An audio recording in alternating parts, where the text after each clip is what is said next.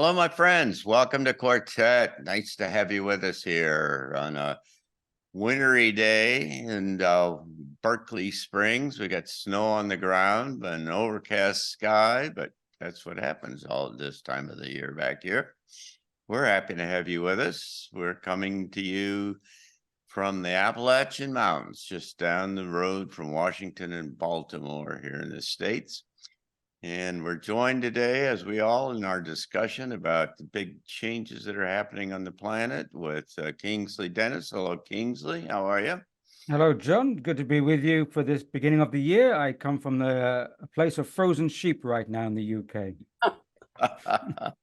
And Greg Braden, nice to see you. It's good to see you all as well. I got home late last night I've been on the road for a couple of weeks, and I'm excited to talk about this topic today. It's good to see everyone's first time we've been together for the new year. So welcome to our community. Yes, and this topic is about what's going to happen in 2024. So stay tuned. Penny Kelly, nice to have you. It is great to be here, and Happy New Year to everybody out there. It's a little bit late, but stay warm, stay centered. It's going to be an interesting year. It's going to be an extraordinary year, and we're going to spend a good bit of time talking about it. So it's time for our topic today, and our topic today is what's going to happen in 2024. Let me briefly set this up by saying that I think that almost every substantive kind of analyst or pundit that I've read in the last 2 or 3 weeks, 2 weeks, who have opined about what was going to happen in 2024 have in one way or another suggested that this could be the most extraordinary year in kind of the history of humanity, or recorded history at least, or something. It really has that potential.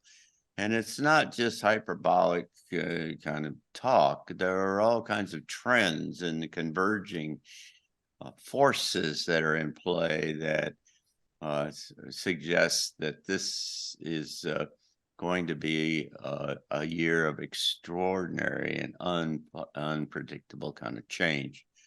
There are, of course, political things in play. I went down to Martin Armstrong's conference last November, or was it December? And he says on the 7th of May that there is a giant turning point, which is the equivalent thing happened with the advent of COVID. And so you say to yourself, well, if there's another event coming downstream here that's like COVID, what could it be? And there are an amazing kind of bunch of alternatives, and some of the obvious ones have to do with Donald Trump, whether he is assassinated or he is put in prison, or whether he is put back on in the White House. I mean, any of those are just grist for setting up a civil war here in the United States by the end of the year. I mean, you can't find anybody that'd be happy with everybody. That half of the country is going to be unhappy with whatever happens in that regard. There are other things that I'm reading. I've read a book called The Great Taking, and which suggests that the powers that be have kind of systematically driven the financial system in the world up and down since the First World War.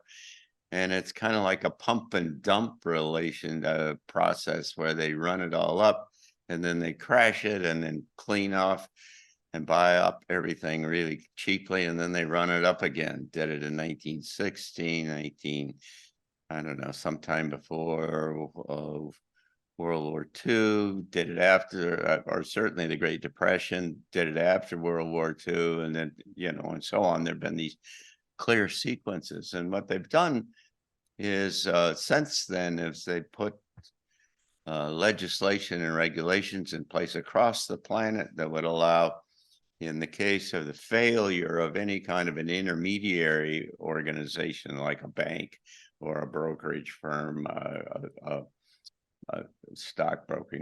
brokerage firm, or anyone that's an intermediary between the client and whoever the kind of shareholders are of the whole organization.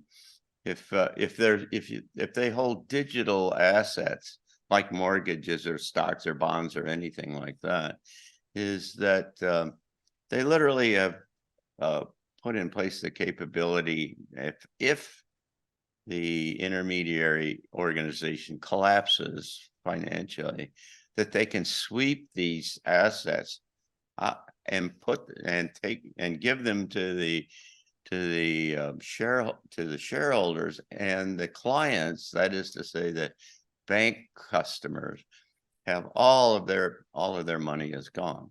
This is functionally what happened in the Great Depression. The stories of the Great Depression are that all of a sudden there was no money, and it didn't make any difference whether you were rich or poor, that you were really in extremis.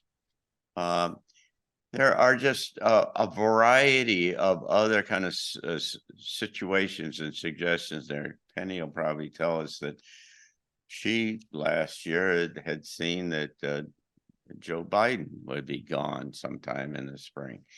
And then you've got guys like Cliff High who are saying that by October, the US government starts to come apart and decompose. And you've got other folks who are talking about large scale bank failures. And by the way, the subject of this, kind of the bottom line of this book, is that they are orchestrating the next collapse. And that's what the big great reset, and among other things, is about, is to collapse that system. And as they do that, now they've got all the electronics and the technical capabilities to automatically sweep all the assets away. There are others who would suggest that there's an alternative called the quantum financial system, which I don't know much about, but suggest there might be an alternative. So, who knows? But that, 3 weeks ago or 4 weeks ago, they tried to do these projections of big aliens down in Miami, big 20-foot tall walking aliens at a shopping mall, and all the cops had 60 cop cars and all. So they're playing games.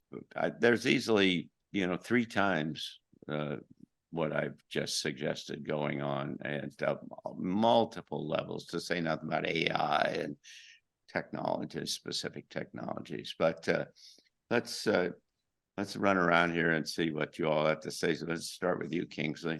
I think this year is really going to be critical, because I think a lot of actors are going to be showing their hands, playing their cards, that is, and certain acts are going to be made on the chessboard. They've all been in preparation, been put in play. And if you think of this in terms of systems and how the systems interact, you get to a point where there's a point of system criticality. And the system criticality, because there's a confluence of impacts. Now, before, we've had major ones putting into play, but there's so many potentials and possibilities in this chaotic system, which needs dynamic energy to keep a kind of equilibrium.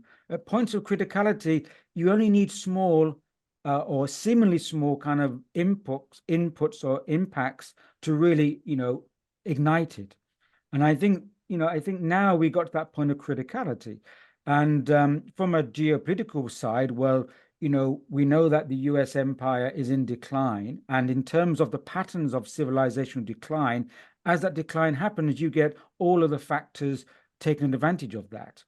And even though, of course, there's a kind of overarching global gameplay, other actors now are really kind of pushing the buttons. And I think the main one you mentioned is Iran.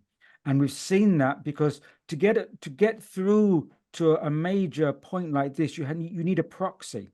like Ukraine has been a proxy with Russia and that.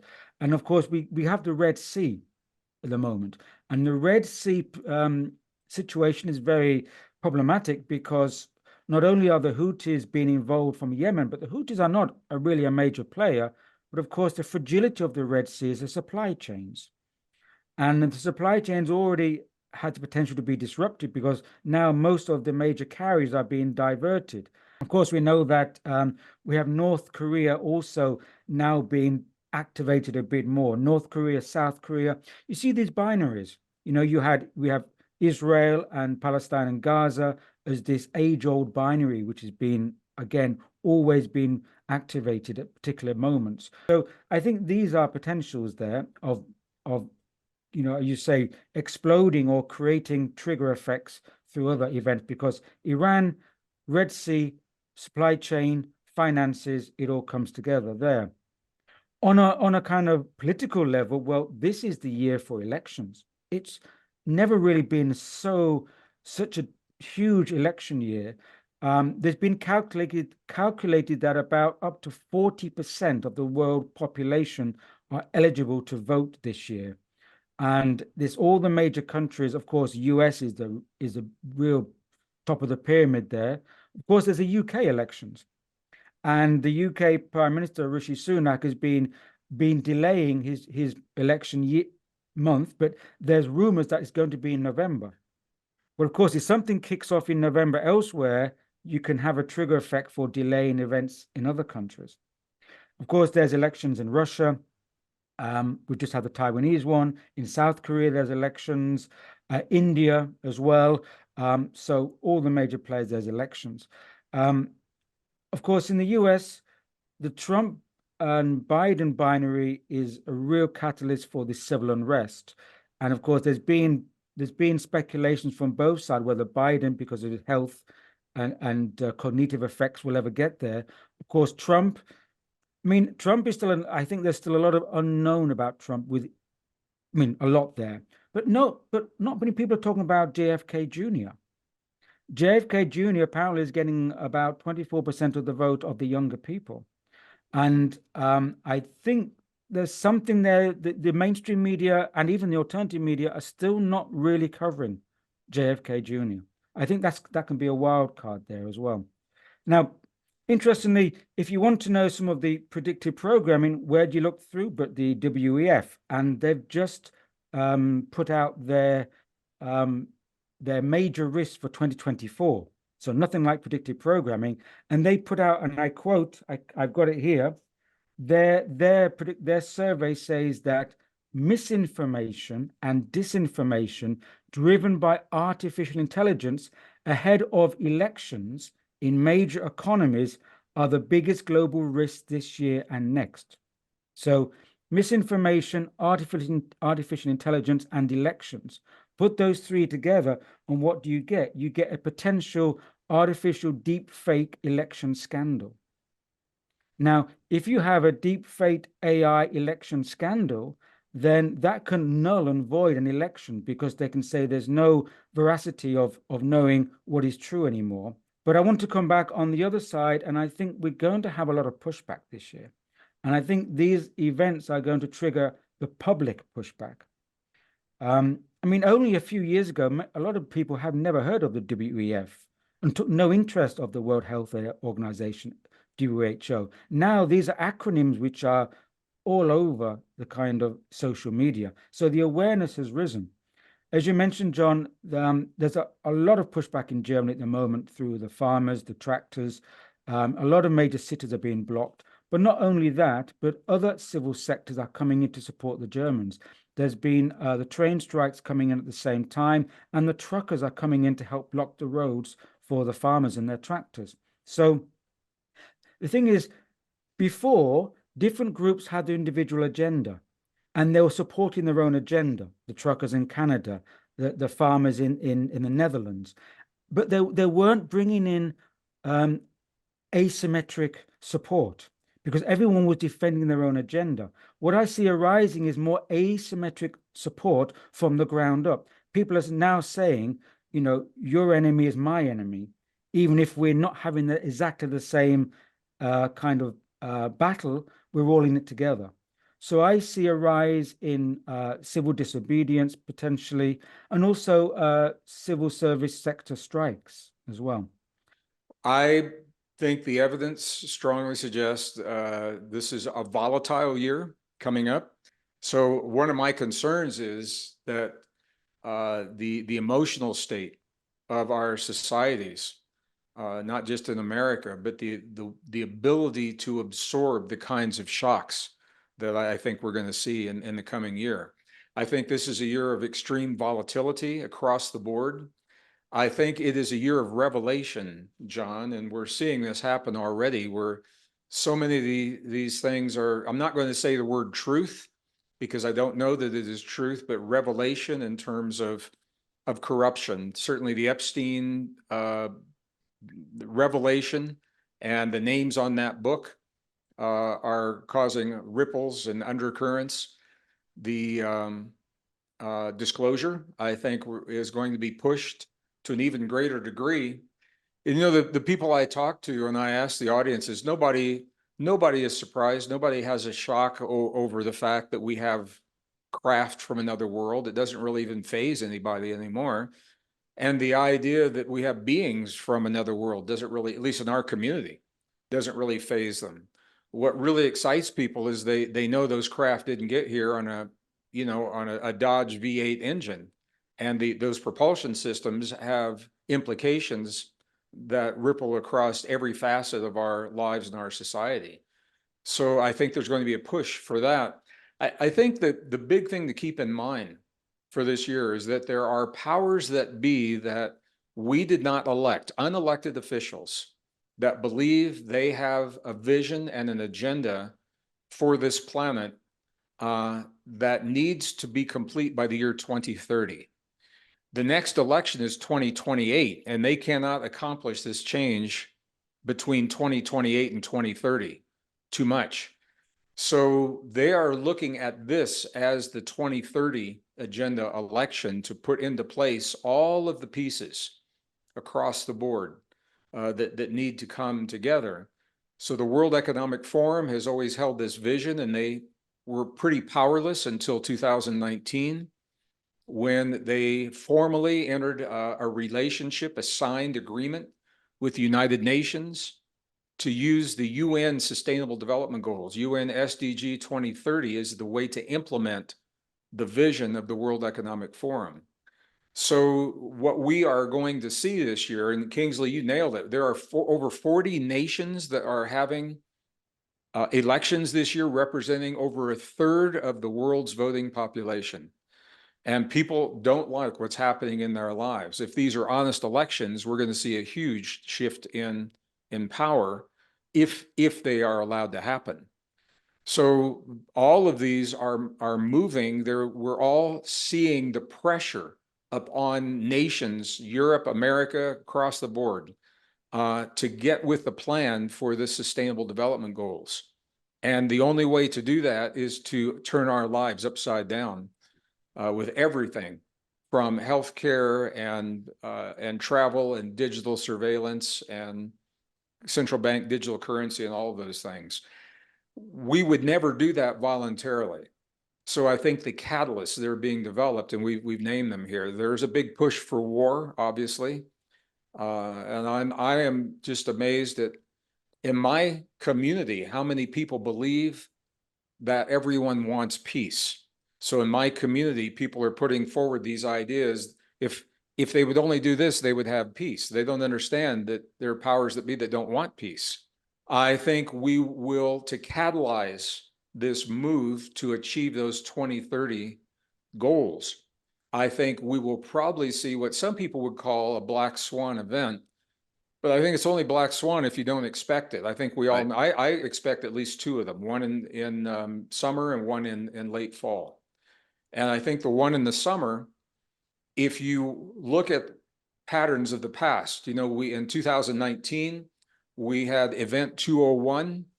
How would the world respond to a pandemic? And then a few months later, we had the pandemic.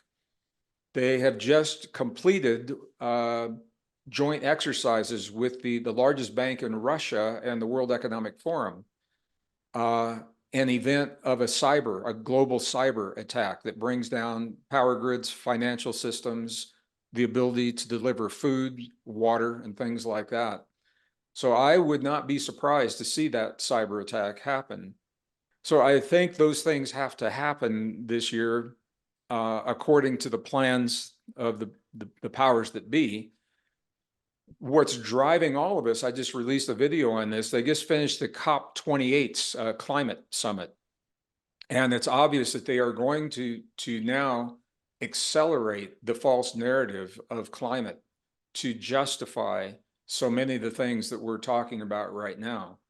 Even though the data doesn't support it, I just did a video so on my YouTube channel showing the congressional testimony from University of Alabama, the computer models and what they have projected from the very beginning, and the actual data from satellites and balloons, and the disconnect. The models are hot, they're running hot, way above what they should be. They're not accurate at all. And the people who are maintaining the models say that these should never be used to base policy upon, and that's congressional testimony. Yet that's exactly what's happening. I think we'll have climate lockdowns. They've already said we're going to have climate lockdowns. So I'm just sharing what has come from these meetings, based upon the false narrative that the CO2 levels are too high. So all of these are functions designed to disrupt our lives, to frighten us, and to move us into compliance with the principles that are going to help them to meet those 2030 goals. And those 2030 goals are all about control of everything, movement, spending habits, travel, the way that we think, the way we share information. It's all out there. And I think it has to happen in 2024 in this election cycle, because 2028 is too close to the end goal. They've got to meet that 30 for a number of reasons beyond what we can talk about here. They've got to meet that 2030 deadline. They can't wait till 2028, the next election, to do it. So I think you're going to see those ideas reflected in what's happening with this upcoming, all the elections. So that's kind of what I'm seeing for this year: volatility, revelation. And I agree with you, Kingsley. I think the opportunity for pushback, when we're already seeing that happen, non-compliance, and how that happens. Hopefully it happens peacefully, and we'll see where that goes. Thank you, Greg. Penny. I'm gonna start with my concerns, or what I see happening with the people. We always talk about this system or that money or whatever, but what about the people? We are not operating in a vacuum, to use Mark D's words.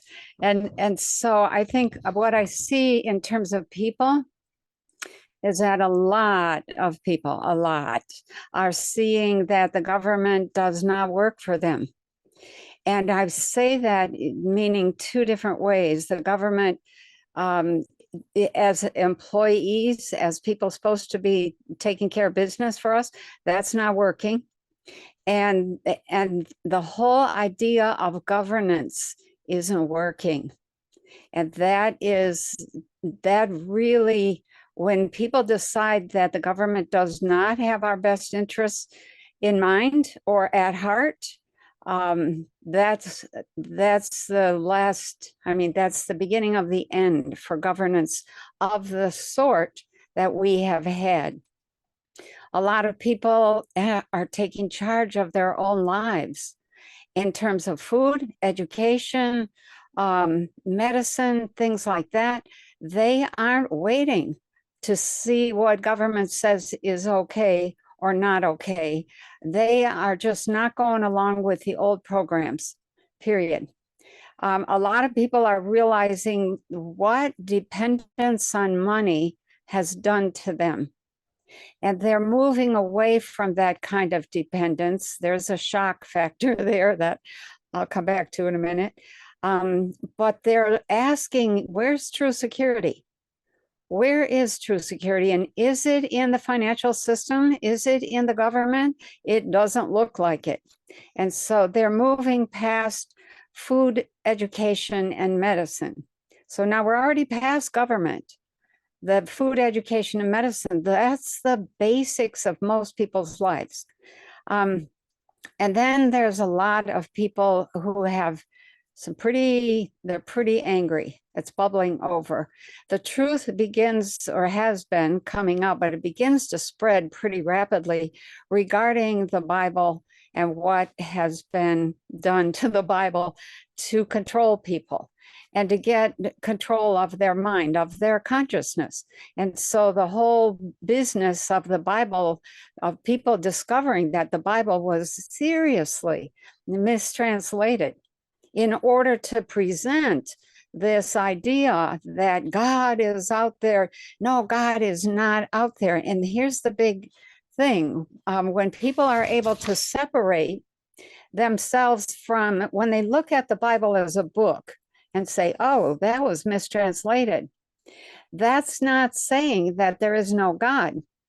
But I think that's going to pull the rug out from under Christianity and Judaism, period. People are just not going to believe. And when you don't have a God to believe in, then you don't have much to restrain you. And that's a problem. So I see that coming big time. And there's anger about the deliberate mistranslation and the keeping going of that whole thing. And the message of Jesus, which really was, look, you know, the kingdom of heaven is within. What does that say? It says it's in your consciousness. Are you going to make yourself miserable, or are you going to make a heaven world for yourself? It's within. It's what are you doing with what your consciousness is. I see that as the legs come out from under religion and money, there's this like people are, they're just in shock. By the end of this year, there's just this kind of, okay, who are we now? Where are we now? What happened to our God? When people realize that the God is within, there's a adjustment period there, and sometimes that's messy. Another thing I see is there is a natural disaster of some sort after August that I'm not sure what that is. Another thing that I see coming, and I've seen this several times now, is that there is no election, not in the US anyway. And when I went to look at that, I saw this, you know, that yellow police tape that you see when there's been a crime. That's all I could see. I couldn't see, well, what happened to the election? Where did that go? Why? And that, I wasn't sure if that yellow tape indicated that there was somebody got assassinated, but there were no candidates. There were no candidates. And so it's like, so I thought, did they get assassinated? Did they get pulled out? Were they disqualified at the last minute? Or was the tape around a voting machine? I couldn't see the voting machine. I could only see the place of voting. And I thought, well, maybe that's the scene of the crime. And the voting has been declared somehow illegal or not trustworthy or something. So there was no election, and there was no Christmas next year. And the last thing I'll say is that in terms of like the Great Taking, when you listen to that and you see how carefully all these, quote, laws have been put in place, then I go right back to what Kingsley was mentioning, or maybe it was Greg, about civil disobedience. I think it was Kingsley. Why are we acting like they're making laws and we have to follow? Are they just laws? Are they laws that make sense? Are they laws being enacted by people we have put in place? If the answer to any of those is no, then why are we following those laws and acting like they mean anything? Those are meaningless laws, except for the fools who follow them. I just want to offer from my perspective, and then I think you all probably are with me on this, that all these things that we sense have not happened yet. And they're all based on our perception if nothing changes between now and the end of the year. And the good news is that by being aware that these are potentials, we can make healthy choices in our lives, not out of anger, but out of the recognition that we are part of rather than separate from these systems. And that it doesn't take much. It doesn't take much in our lives to make a little shift in the timeline that allows that timeline to move just enough to where it doesn't have to meet so many of the dark, frightening things. And if those dark, frightening things do happen, and Penny, you and I have talked about this, I think the events of the world are one thing.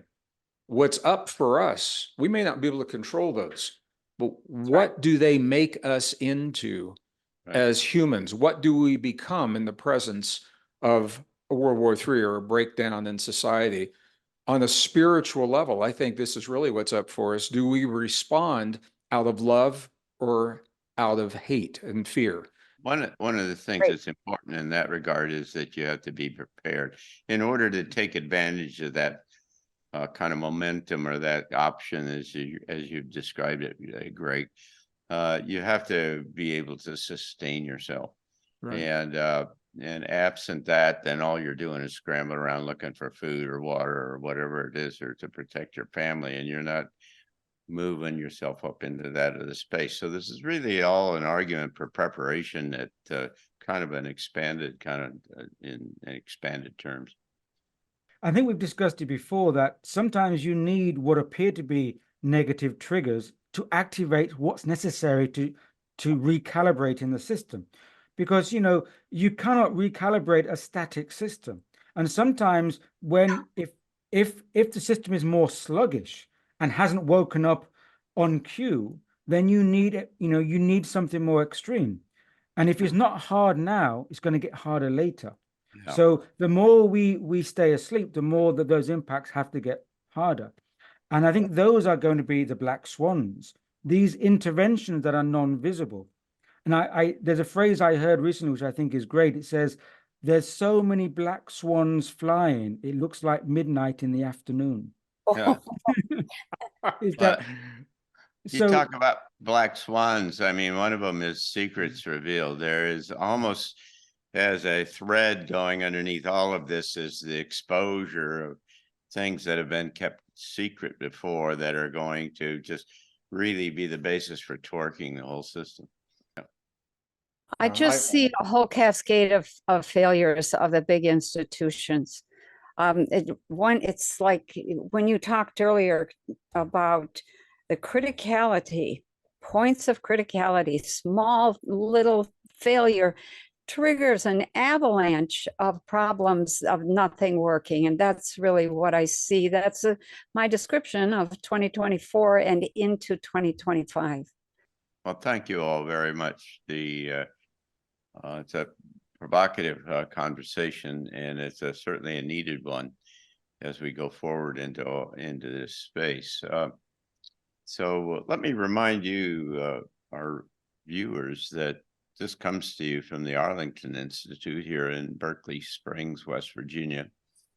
We're just 100 miles from Washington and Baltimore, and we carry forth with a whole lot of different kind of programs, including Transition Talks, which is our monthly speaker series that features Greg and Penny and any number of other folks. You can find out all that information about that at transitiontalks.org. You can also find out the many other things that we do here at arlingtoninstitute.org. And so we encourage you to go there, and you could find background information about all of our speakers and such. It's really extraordinary time, as we've suggested here. And what we're trying to do at the Arlington Institute is try to catalytic role in terms of this transition into this new world, and in particular try to get thoughtful kind of input as we do here at Quartet about what this all means and where it might be going. So we hope you'll come back again and be with us again in 2 weeks when we do this all again.